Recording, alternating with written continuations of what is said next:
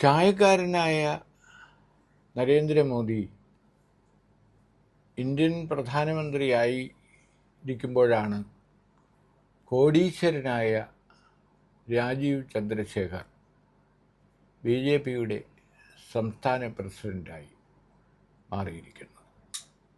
വലിയൊരു വൈരുദ്ധ്യമാണ് കേരളത്തിൽ സംഭവിച്ചിരിക്കുന്ന ഈ മാറ്റം. കേരളത്തിൽ നിലവിലുള്ള രാഷ്ട്രീയ സമവാക്യങ്ങളെ പൊളിച്ചെഴുതുന്നതാണ് BJP കേന്ദ്ര നേതൃത്വം തികച്ചും അപ്രതീക്ഷിതമായി നിലവിലുള്ള BJP നേതാക്കളെയെല്ലാം അവഗണിച്ചുകൊണ്ട് ഒരു കോടീശ്വരനായ ടെക്നോക്രാറ്റിനെ കേരള BJPയുടെ അധ്യക്ഷനായി നിയമിച്ചു. തർക്കങ്ങളില്ലാതെ മറ്റു നേതാക്കൾ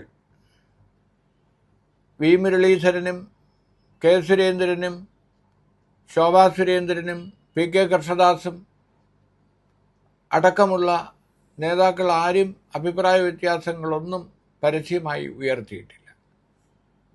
പക്ഷേ വരാനിരിക്കുന്ന തദ്ദേശ തെരഞ്ഞെടുപ്പിലും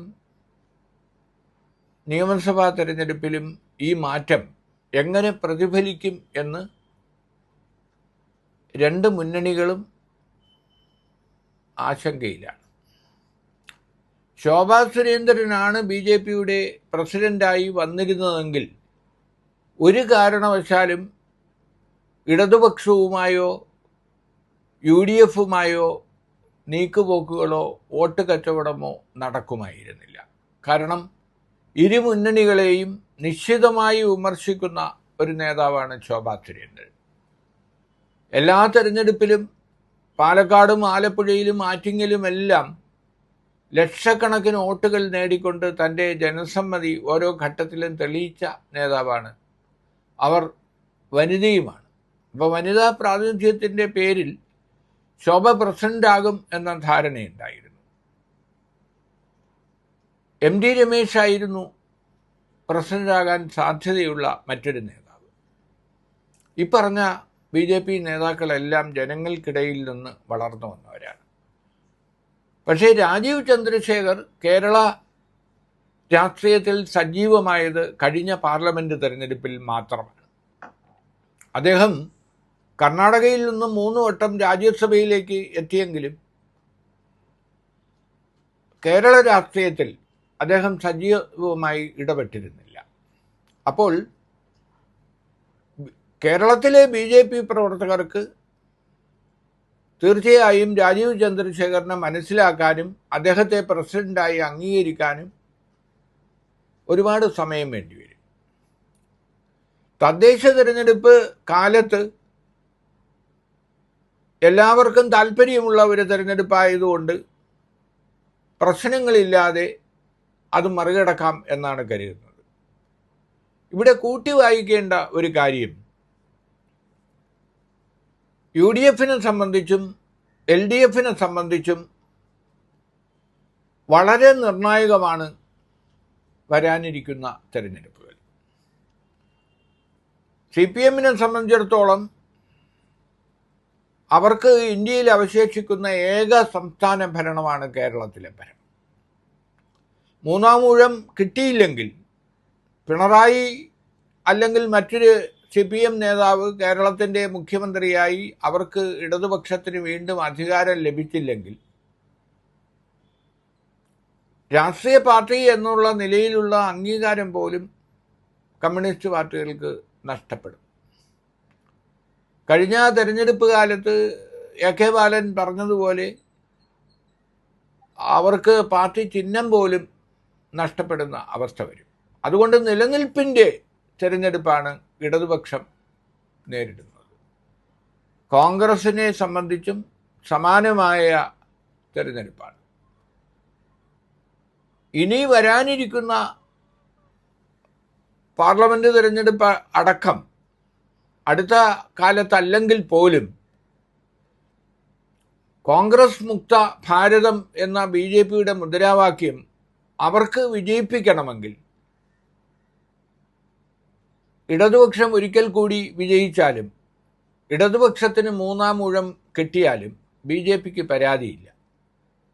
ബി ജെ പി ആഗ്രഹിക്കുന്നത് കോൺഗ്രസ് മുക്ത ഭാരതമാണ്. അപ്പോൾ ദക്ഷിണേന്ത്യയിൽ തമിഴ്നാടും കേരളവും തെലുങ്കാനയും കർണാടകയും അടക്കമുള്ള സംസ്ഥാനങ്ങൾ കൂടി എങ്ങനെ പിടിച്ചെടുക്കാം എന്നുള്ള ശ്രമത്തിലാണ് ബി ജെ പി കേന്ദ്ര നേതൃത്വം. അപ്പോൾ കേരളത്തിൽ പെട്ടെന്നൊരു നിയമസഭയിൽ അക്കൗണ്ട് തുറക്കുക എന്നത് സാധ്യമാണോ എന്ന കാര്യം അവർ ഒരു വട്ടം പരീക്ഷിച്ച് ഒ രാജഗോപാൽ, ബി ജെ പിയുടെ ആദ്യത്തെ സംസ്ഥാന പ്രസിഡന്റായ ഒ രാജഗോപാൽ അക്കൗണ്ട് തുറന്നെങ്കിലും നിയമത്ത് അദ്ദേഹം വിജയിച്ചെങ്കിലും പിന്നീട് നിയമം അവർക്ക് നഷ്ടപ്പെട്ടു. അപ്പോൾ ഒരിക്കൽ കൂടി നിയമസഭയിൽ എത്താനുള്ള ശ്രമമാണ് ബി ജെ പി നടത്തിയിരുന്നതെങ്കിൽ നിലവിലുള്ള നേതാക്കളിൽ ജനകീയ ബന്ധമുള്ള നേതാക്കൾ ആരെങ്കിലും ബി ജെ പിയുടെ തലപ്പത്ത് വരേണ്ടതായിരുന്നു. സ്വന്തമായി വിമാനം പോലും ഉള്ള കോടീശ്വരനാണ് രാജീവ് ചന്ദ്രശേഖർ. രാജീവ് ചന്ദ്രശേഖറിൻ്റെ അച്ഛൻ പൈലറ്റായിരുന്നു. അദ്ദേഹം ഓടിച്ചിരുന്ന വിമാനം വലിയ വില കൊടുത്ത് വാങ്ങി ആ വിമാനത്തെ ഒന്നുകൂടി പരിഷ്കരിച്ച് നമ്മുടെ സൈന്യത്തിന് കൈമാറിയ ആളാണ് രാജീവ് ചന്ദ്രശേഖർ. അപ്പോൾ 26 നിയമസഭാ തെരഞ്ഞെടുപ്പിൽ ഇടതുമുന്നണിയുമായി ബി ജെ പി ധാരണ ഉണ്ടാക്കുമെന്ന ആരോപണം ഇപ്പോഴേ തന്നെ യു ഡി എഫ് ഉന്നയിച്ചിട്ടുണ്ട്. അതിനൊരു സാധ്യതയുമില്ല എന്ന് പറയുന്നുണ്ടെങ്കിലും വിജയമാണ് ആത്യന്തികമായ ലക്ഷ്യം എന്ന് വരുമ്പോൾ എന്തും സംഭവിക്കാം. തിരഞ്ഞെടുപ്പിൽ ഏതു തരത്തിലുള്ള ധാരണകളും അടിയൊഴുക്കുകളും സംഭവിക്കാം. അപ്പോൾ അങ്ങനെയുള്ള ഒരു അട്ടിമറിക്ക് വഴിമരുന്നിടാൻ വേണ്ടിയാണോ ഈ രാജീവ് ചന്ദ്രശേഖറിനെ പോലെയുള്ള ഒരാളിനെ, മുൻ കേന്ദ്രമന്ത്രിയെ സംസ്ഥാന പ്രസിഡന്റ് ആക്കിക്കൊണ്ടുള്ള ബി ജെ പിയുടെ നീക്കം എന്ന് സംശയിക്കേണ്ടിയിരിക്കുന്നു.